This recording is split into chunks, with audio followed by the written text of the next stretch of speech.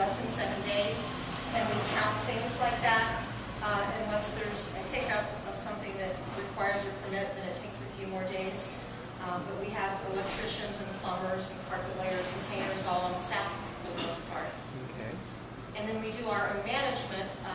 I wrote a book called Landlording Without Losing Your Mind, where I teach small landlords how to manage their properties, because it's very much a mom and pop industry as far as property management, and my goal in life is to bring them up a level and make them more professional.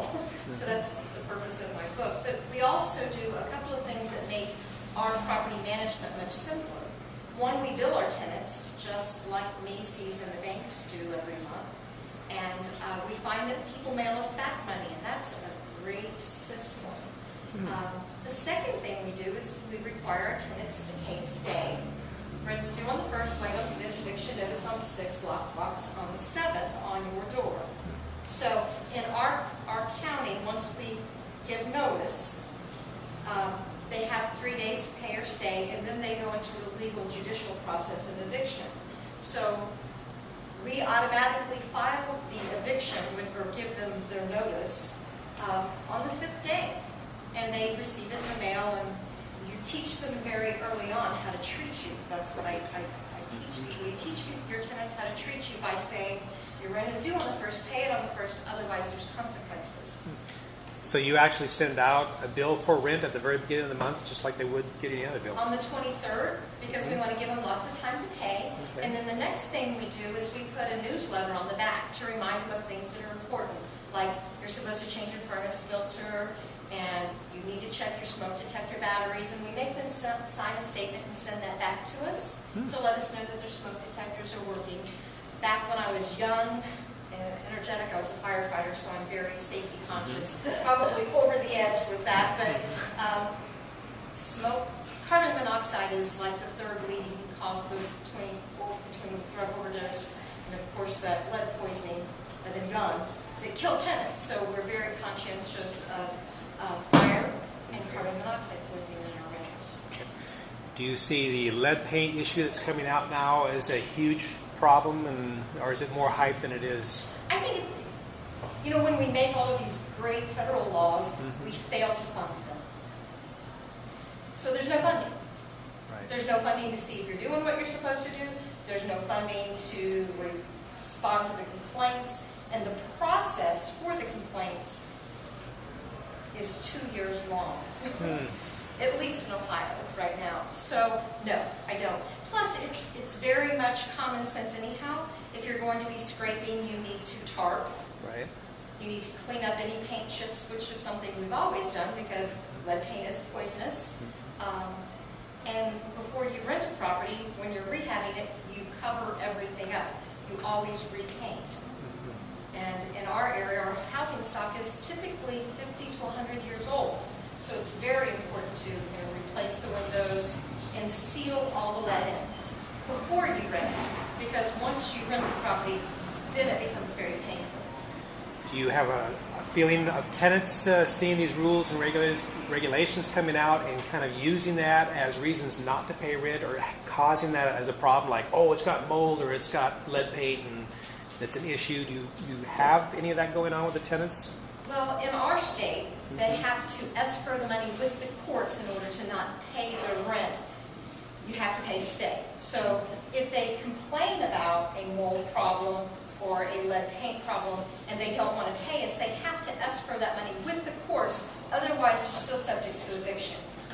We're very landlord-friendly compared to you. Okay. I mean, in our state, I don't think we're landlord-friendly enough, which goes back to why I think everybody should be professional landlords, but our eviction process is a maximum of 30 days. So it's very different. Than California. Yes, it is. It's very different. And we're very aggressive with that, and we'll accept their money up until the hour that we go to set them out. Right. Because we don't want to set them out. But we start the judicial process as quickly as we can because we want to be on top of them. Because we don't want them to stay for free. Right. And then another thing that's very handy about Ohio is we have garnishment procedures so that with your judgment from your tenant not paying rent, you can garnish their wages or their checking account, which I absolutely enjoy doing. It's that little vindictive side. Well, they haven't paid me, but I like to get my money later. So. Does the garnishment, some of that go back to the investor that has the property, or is it strictly to the management company? No, absolutely not. We charge a fee for collecting the money, and then it goes back to the tenant. Or not to the tenant, to the investor. Okay. Yeah. We charge a fee and then give the rest of the money to the investor. Excellent. Because Okay. it's their money, it's not ours. Yeah. We cover our costs Okay. with the collection process, but you know, Facebook is a wonderful thing. Find them anywhere. You can find them anywhere, and they tell you where they work. And one of them told me they bought a house. So gosh darn, I put a judgment lien against it. Oh, amazing. That's my evil side. I like to get my money back. I'm a great landlord, but man, I like to get my money back when they don't pay me. It's kind of like mine. Yeah, Savings account. it's interesting having properties in different states, which I do. I don't get a sense that the property managers have it very clear for the investors to see where that garnishment, where the process is and how close they're getting or how it's all happening. It's just like dark magic, you never hear about it and it goes away, and if you wonder, did they ever get that money? So you probably have some process to have your investors. System for how we do it, Okay. because it is a judicial state, so there's legal notices that you have to send. So we keep all of that into a system and follow it pretty closely. And that's actually something we've just started in the last year to be very aggressive with, because of course in a downturn economy we're looking for every penny we can, and there's just a bucket of money out there with other tenants that pay their rent. And I think that the garnishment issue with tenants actually helps them get back on track and start paying, the rent if they're serious about, because I explained to a tenant here recently that if you leave, by the time you end up being responsible for all the cleanup, the carpets and the paint and everything else, if you think you can go from $800 a month to $600, you're still going to pay $200 a month on garnishment. That actually wakes them up and makes them think, maybe I just stay here and make this work. So I think the process does help manage things. I agree. Landlording is a science and a magic, I think. I mean, but I enjoy it, and I also have very good staff that helps me. But Ohio is the land of opportunity, especially for prices in the comparative market. We still have population growth there. I just think it's a great place to invest. So, Missy, you have 300 rental properties already. What's your magic number? What's your goal? Really, once you hit that 140 mark, there really isn't a lot more work that goes into it. I mean, you just have to have, some additional contractors, but mailing the bill and collecting the money really doesn't take any additional staff, so I really don't have a magic number. What kind of staff do you have for 300 properties? I have 4 girls in my office, Okay. one guy, but we let him be a girl most days. I don't know where I heard this, but it seemed like I heard someplace that 60% or 70 or 80% of all properties being purchased these days were from females, not males. I don't know if anybody has heard that or has that percentage that they can speak of, but I thought it was an interesting That is statistic. and it's a very fun business. I mean, like I said, some women buy shoes, I like to buy houses. We've bought 6 houses since last Monday, so I'm pretty excited. Well, it is, but they're great deals. This is buy season. There's very few times in our country's history where, and there's been times in our marketplaces where housing prices have been down. Yeah. There's been times when the interest rate has been down.